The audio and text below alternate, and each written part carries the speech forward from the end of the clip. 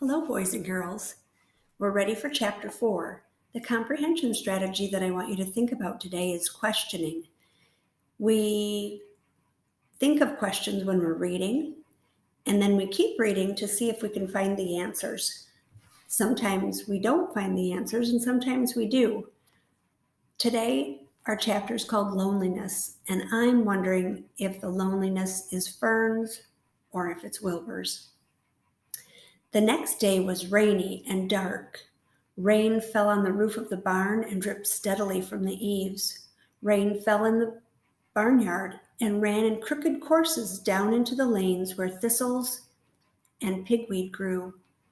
Rain spattered against Mrs. Zuckerman's kitchen windows and came gushing out of the downspouts.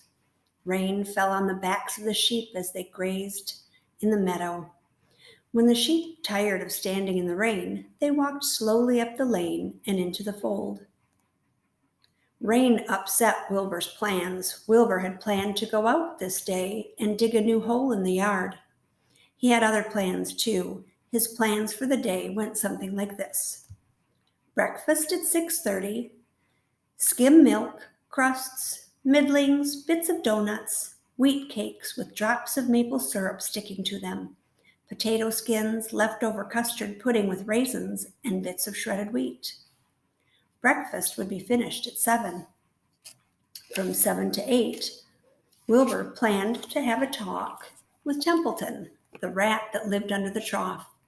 Talking with Templeton was not the most interesting occupation in the world, but it was better than nothing. From 8 to 9, Wilbur planned to take a nap outdoors in the sun. From 9 to 11, he planned to dig a hole or trench and possibly find something good to eat buried in the dirt. From 11 to 12, he planned to stand still and watch flies on the boards, watch bees in the clover, and watch swallows in the air. 12 o'clock, lunchtime, middlings, warm water, apple parings, meat gravy, carrot scrapings, meat scraps, stale hominy, and the wrapper off a package of cheese. Lunch would be over at 1. From 1 to 2, Wilbur planned to sleep. From 2 to 3, he planned to scratch itchy places by rubbing against the fence. From 3 to 4, he planned to stand perfectly still and think of what it was like to be alive and to wait for Fern. At 4 would come supper, skim milk, provender, leftover sandwich from Lurvy's lunchbox, prune skins, a morsel of this, a bit of that, fried potatoes, marmalade drippings, a little more of this, a little more of that, a piece of baked apple, a scrap of upside-down cake. Wilbur had gone to sleep thinking about those plans. He awoke at 6 and saw the rain, and it seemed as though he couldn't bear it. I get everything all beautifully planned out, and it has to go and rain, he said. For a while, he stood gloomily indoors. Then he walked to the door and looked out. Drops of rain struck his face. His yard was cold and wet. Templeton was nowhere to be seen. "Are you out there, Templeton?" called Wilbur. There was no answer. Suddenly, Wilbur felt lonely and friendless. One day, just like another, he groaned, "I'm very young and I have no real friends in here in the barn. It's going to rain all morning and all afternoon, and Fern won't come in such bad weather. Oh, honestly," said Wilbur. He was crying again for the second time in 2 days. At 6:30, Wilbur heard the banging of a pail. Lurvy was standing outside in the rain, stirring up breakfast. "Come on, pig," said Lurvy. Wilbur didn't budge. Lurvy dumped the slop, scraped the pail, and walked away. He noticed that something was wrong with the pig. Wilbur didn't want food. He wanted love. He wanted a friend, someone who would play with him. He mentioned this to the goose, who was sitting quietly in a corner of the sheepfold. "Will you come over and play with me?" he asked. "Sorry, Sonny, sorry," said the goose. "I'm sitting on my eggs. 8 of them. Got to keep them toasty, warm. I have to stay right here. I'm no flibberty-ibberty-gibbet. I do not play." when there are eggs to hatch? I'm expecting goslings.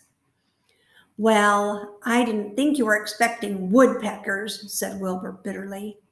Wilbur tried next. Next tried one of the lambs. Will you play with me, please? He asked. Certainly not, said the lamb. In the first place, I cannot get into your pen, as I am not old enough to jump over the fence. In the second place, I am not interested in pigs. Pigs mean less than nothing to me. What do you mean less than nothing? Replied Wilbur. I don't think there is any such thing as less than nothing. Nothing is absolutely the limit of nothingness. It's the lowest you can go. It's the end of the line. How can something be less than nothing? If there were something that was less than nothing, then nothing would be nothing. Would not be nothing. It would be something, even though it's just a very little bit of something. But if nothing is nothing, then nothing has nothing that is less than it is. Oh, be quiet, said the lamb. Go play by yourself. I don't play with pigs. Sadly, Wilbur lay down and listened to the rain. Soon he saw the rat climbing down a slanting board that he used as a stairway. Will you play with me, Templeton? Asked Wilbur.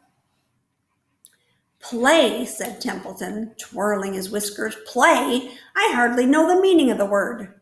Well, said Wilbur, it means to have fun, to frolic, to run and skip and make merry. I never do those things if I can avoid them, replied the rat sourly. I prefer to spend my time eating, gnawing, spying, and hiding. I am a glutton, but not a merrymaker. Right now, I am on my way to your trough to eat your breakfast, since you haven't got any sense to eat it yourself. And Templeton the rat crept stealthily along the wall and disappeared into a private tunnel that he had dug between the door and the trough in Wilbur's yard. Templeton was a crafty rat, and he had things pretty much his own way. The tunnel was an example of his skill and cunning. The tunnel enabled him to get from the barn to his hiding place under the pig trough without coming out into the open. He had tunnels and runways all over Mr. Zuckerman's farm and could get from one place to another without being seen. Usually he slept during the daytime and was abroad only after dark. Wilbur watched him disappear into his tunnel. In a moment he saw the rat's sharp nose poke out from underneath the wooden trough. Cautiously, Templeton pulled himself up over the edge of the trough. This was almost more than Wilbur could stand. On this dreary, rainy day, to see his breakfast being eaten by somebody else. He knew Templeton was getting soaked out there in the pouring rain, but even that didn't comfort him. Friendless, dejected, and hungry, he threw himself down into the manure and sobbed. Late that afternoon, Lurvy went to Mr. Zuckerman. I think there's something wrong with that pig of yours. He hasn't touched his food. Give him 2 spoonfuls of sulfur and a little molasses, said Mr. Zuckerman. Wilbur couldn't believe what was happening to him when Lurvy caught him and forced the medicine down his throat. This was certainly the worst day of his life. He didn't know whether he could endure the awful loneliness any more. Darkness settled over everything. Soon there were only shadows and the noises of the sheep chewing their cuds, and occasionally the rattle of a cow chain up overhead. You can imagine Wilbur's surprise when out of the darkness came a small voice he had never heard before. It sounded rather thin, but pleasant. Do you want a friend, Wilbur? It said. I'll be a friend to you. I've watched you all day, and I like you. But I can't see you, said Wilbur, jumping to his feet. Where are you? And who are you? I'm right up here, said the voice. Go to sleep. You'll see me in the morning. The next chapter is called Charlotte. The night seemed long. Wilbur's stomach was empty and his mind was full. And when your stomach is empty and your mind is full, it's always hard to sleep. A dozen times during the night, Wilbur woke and stared into the blackness, listening to the sounds and trying to figure out what time it was. A barn is never perfectly quiet. Even at midnight, there is usually someone or something stirring. The first time he woke, he heard Templeton gnawing a hole in the grain bin. Templeton's teeth scraped loudly against the wood and made quite a racket. That crazy rat, thought Wilbur. Why does he have to stay up all night, grinding his clashers and destroying people's property? Why can't he go to sleep like any decent animal? The second time that Wilbur woke, he heard the goose turning on her nest and chuckling to herself. "What time is it?" whispered Wilbur to the goose. Probably, about 11:30, said the goose. "Why aren't you asleep, Wilbur?" "Too many things on my mind," said Wilbur. "Well," said the goose, "that's not my trouble. I have nothing at all on my mind, but I've too many things under my behind. Have you ever tried to sleep while sitting on 8 eggs? "No," replied Wilbur. "I suppose it is uncomfortable." "How long does it take a goose egg to hatch?" Approximately 30 days all told," answered the goose, "but I cheat a little. On warm afternoons, I just pull a little straw over the eggs and go out for a walk." Wilbur yawned and went back to sleep. In his dreams, he heard again the voice saying, "I'll be a friend to you. Go to sleep. You'll see me in the morning." About half an hour before dawn, Wilbur woke and listened. The barn was still dark. The sheep lay motionless. Even the goose was quiet. Overhead on the main floor, nothing stirred. The cows were resting. The horses dozed. Templeton had quit work and gone off somewhere on an errand. The only sound was a slight scraping noise from the rooftop, where the weather vane swung back and forth. Wilbur loved the barn when it was like this, calm and quiet, waiting for the light. Day is almost here, he thought. Through a small window, a faint gleam appeared. One by one, the stars went out. Wilbur could see the goose a few feet away. She sat with head tucked under a wing. Then he could see the sheep and the lambs. The sky lightened. "Oh, beautiful day, it is here at last. Today I shall find my friend." Wilbur looked everywhere. He searched his pen thoroughly. He examined the window ledge, stared up at the ceiling, but he saw nothing new. Finally, he decided he would have to speak up. He hated to break the lovely stillness of dawn by using his voice, but he couldn't think of any other way to locate the mysterious new friend who was nowhere to be seen. So Wilbur cleared his throat. "Attention, please," he said in a loud, firm voice. "Will the party who addressed me at bedtime last night kindly make himself or herself known by giving an approximate sign or signal?" Wilbur paused and listened. All the other animals lifted their heads and stared at him. Wilbur blushed, but he was determined to get in touch with his unknown friend. "Attention, please," he said. "I will repeat the message. Will the party who addressed me at bedtime last night kindly speak up? Please tell me where you are, if you are my friend." The sheep looked at each other in disgust. "Stop your nonsense, Wilbur," said the oldest sheep. "If you have a new friend here, you are probably disturbing his rest, and the quickest way to spoil a friendship is to wake somebody up in the morning before he's ready.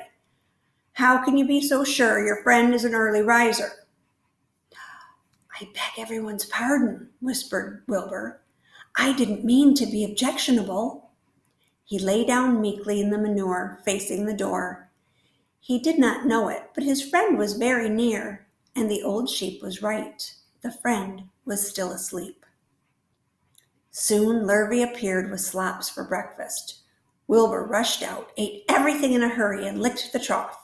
The sheep moved off down the lane. The gander waddled along behind them, pulling grass, And then, just as Wilbur was settling down for his morning nap, he heard again the thin voice that had addressed him the night before. "Salutations," said the voice. Wilbur jumped to his feet. "What?" he cried. "Salutations," repeated the voice. "What are they? And where are you?" screamed Wilbur. "Please, please tell me where you are. And what are salutations?" "Salutations are greetings," said the voice. "When I say salutations, it's just my fancy way of saying hello or good morning. Actually, it's a silly expression, and I'm surprised that I used it at all. As for my whereabouts, that's easy. Look up here in the corner of the doorway.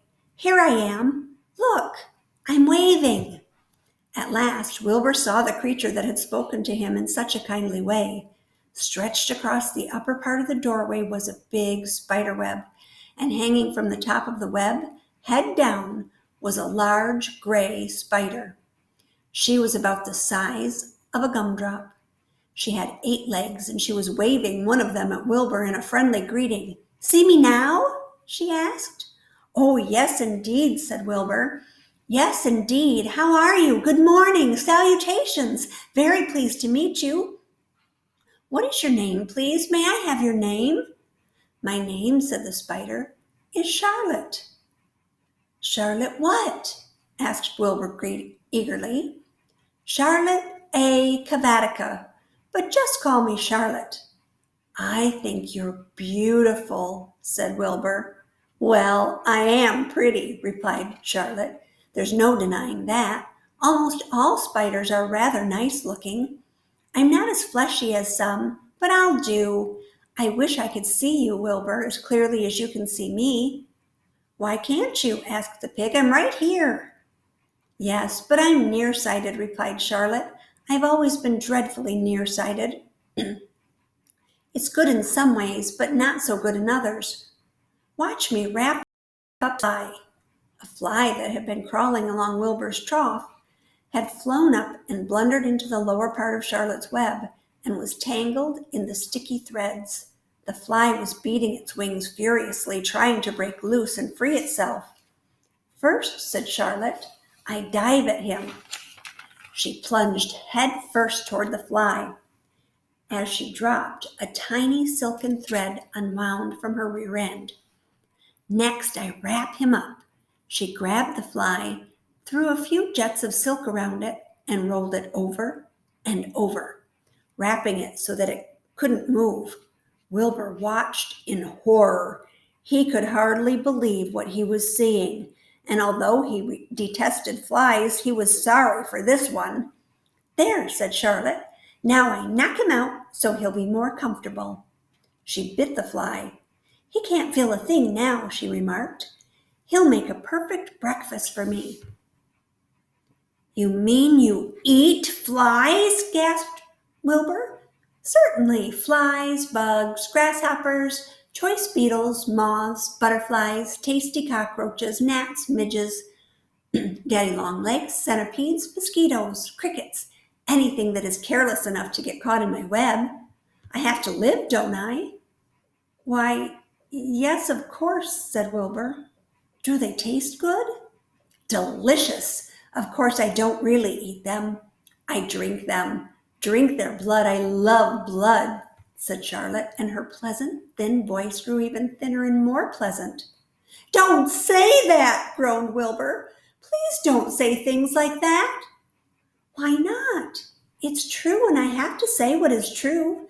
I am not entirely happy about my diet of flies and bugs, but it's the way I'm made. A spider has to pick up a living somehow or other, and I happen to be a trapper. I just naturally build a web and trap flies and other insects. My mother was a trapper before me. Her mother was a trapper before her. All our family have been trappers. Way back for thousands and thousands of years, we spiders have been laying for flies and bugs." "It's a miserable inheritance," said Wilbur gloomily. He was sad because his new friend was so bloodthirsty. "Yes, it is," agreed Charlotte, "but I can't help it. I don't know how the first spider in the early days of the world happened to think up this fancy idea of spinning a web, but she did. And it was clever of her, too. And since then, all of us spiders have had to work the same trick. It's not a bad pitch on the whole. It's cruel, replied Wilbur, who did not intend to be argued out of his position.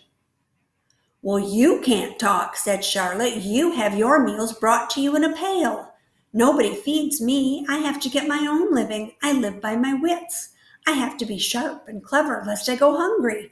I have to think things out, catch what I can, take what comes. And it just so happens, my friend, that what comes is flies and insects and bugs. And furthermore, said Charlotte, shaking one of her legs, do you realize that if I didn't catch bugs and eat them, bugs would increase and multiply and get so numerous that they'd destroy the earth, wipe out everything? Really? Said Wilbur. I wouldn't want that to happen. Perhaps your web is a good thing after all.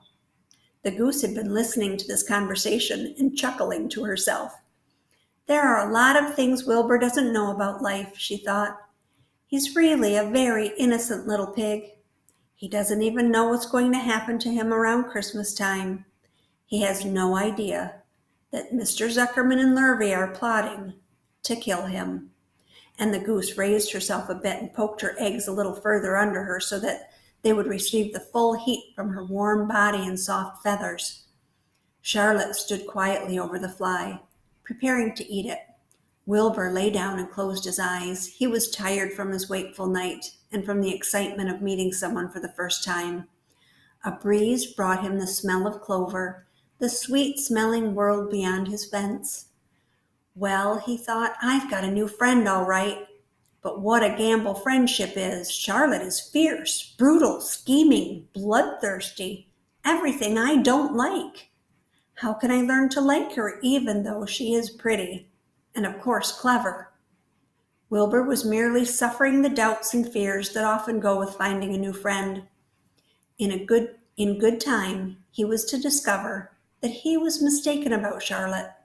Underneath her rather bold and cruel exterior, she had a kind heart, and she was to prove loyal and true to the very end.